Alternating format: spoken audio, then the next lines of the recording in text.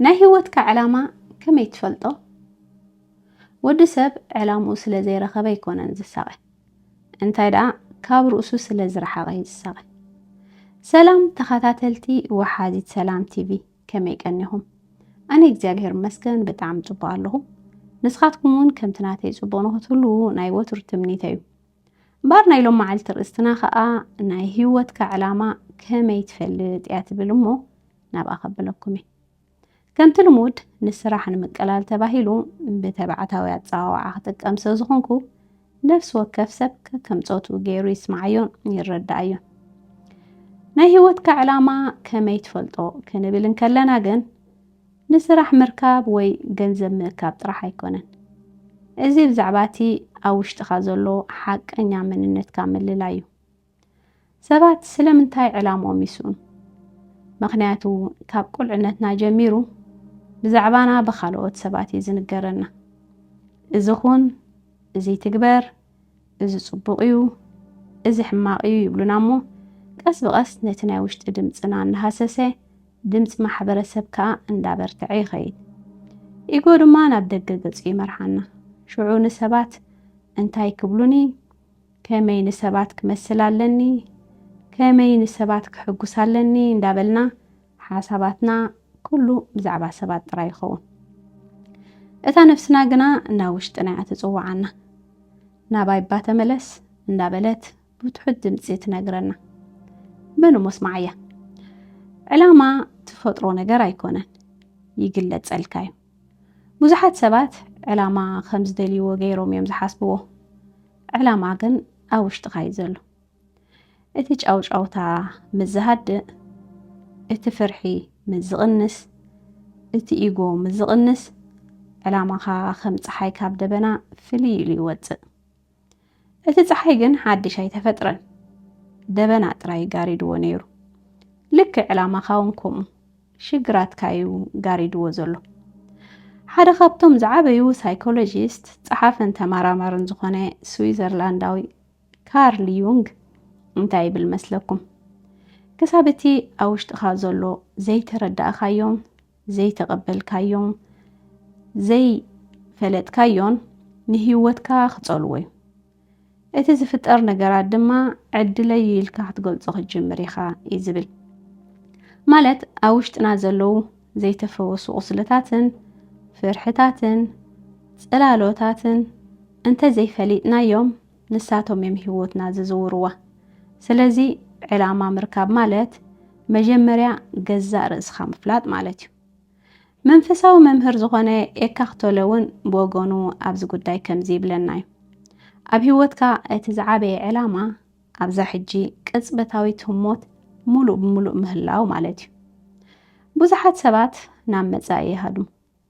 ገንዘብ እንተረኺበ፣ መርዓ እንተተመርዐ፣ ጥዕና እንተረኺበ፣ ሚዛነይ እንተቐኒሰ፣ በቃ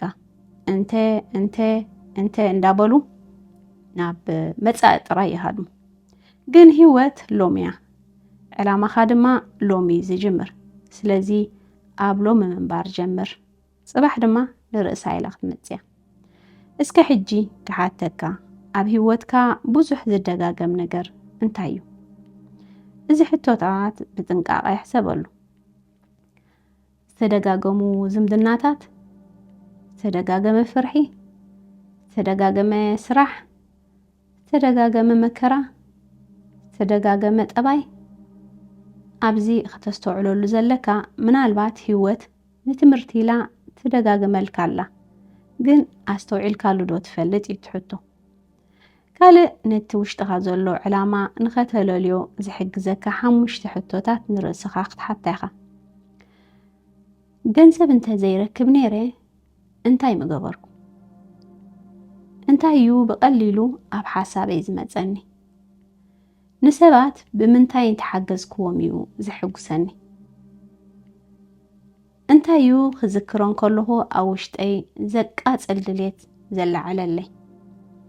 ሎሚ እንታይ ንእሽተይ ስጉምቲ ክወስድ ይኽእል ኢልካ ኣስተንትን። ምናልባት እንታይ ሓገዘትካ ሓንቲ ዛንታ ኣላትኒ። ኣብ ሓደ ጫካ ትነብር ሓንቲ ፍረ ኦም ነበረት። እታፍረ ኣብ መሬት ተደርብያ ነበረት። ከምዚ ኢላ ከዓ ትሓስብ ነበረት። ኣነ ስለምንታይ ኣብ ዘለኹ? ዕላማይ ከ እንታይ እዩ? እታ መሬት ድማ ከም ዝበለታ ቅድሚ ገረብ ምዃንኪ ፍረ ምዃንኪ ተቐበልዮ በለታ። እታ ፍረ ድማ ተቐበለቶ እሞ ተሰብረት ከዓ። እቲ ምስባራ ግን ናይ መወዳእታ ሂወታ ኣይነበረን እኳ ደኣ ናይ መጀመርያ ነበረ። ካብ ሻዓ ጀሚራ ድማ ዓባይ ገረብ ኮይና በቆለት። ንሕና እውን ከምኡ ኢና። እቲ ኢጎ ክስበር ኣለዎ፣ እቲ ሓቀኛ መንነት ድማ ክበቁል ኣለዎ። ኣብ መወዳእታ ሓንቲ ልምምድ ጌርና ክንዓፁ። ሎሚ 5 ደቂቕ ዝኸውን ንነፍስኻ ውሰድ። ዓይንኻ ዓፂኻ ኸ ጸጥ ኢልካ ተቐመጥ። እስትንፋስካ ተኸታተሎ። ከምዚ ኢልካ ኸ ሕተት። እቲ ሓቀኛ ኣነ መን እየ? ሂወት እንታይ እያ ክትምህረኒ ትደሊ? እንታይ እያ እታ ቀዳመይቲ ስጉምቲ ክወስዳ ዘላትኒ? መልሲ ብቕፅበት ዘይክመፀካ ይኽእል እዩ። ግን እንተተፀቢኻ ኣብ ውሽጥኻ ስቕታ ክዛረብ እዩ። ናይ ሂወትካ ዕላማ ኣብ መጻኢ ኣይተሓብአን፣ ኣብ ውሽጥኻ እዩ ዘሎ። ኩሉ ትደልዮ ኣብ ውሽጥኻ እዩ ዘሎ። ስለዚ ንውሽጥኻ ተመለስ። ቀስ በል፣ ርእስኻ ፍለጥ። ሽዑ ድማ እቲ መንገዲ ባዕሉ ክኽፈተልካ እዩ። ሎሚ ኣብ ዝወዲእና ኣለና። ስለ ዝነበረና ግዜ እንዳመስገንኩ ኣብ ሂወትኩም ዝያዳ ክትሰርሑን ንውሽጥኩም ክትኣትውን ነቲ ንንስኹም ንኸይትኾኑ ሓኒቑ ሒዙኩም ዘሎ ትሮማታትን ሕማቕ ስምዒታትን ሂል ክትገብሩ ምስ ትደልዩ ከም ሂፕኖቴራፒስት መጠን ሂል ክትገብሩ ከሰንየኩም ስለ ዝኽእል ኣብ ኢሜይል ወይ ድማ ኢንስታግራም ኣብ ወሓዚት ሰላም ትብል ሕሳብና መልእኽቲ ብምግዳፍ ክትረኽቡና ትኽእሉ ኢኹም። ብዝተረፈ ክሳብ ብኻልእ መደብ ንራኸብ። ሰላምን ጥዕናን ኣብ ዘለናዮ።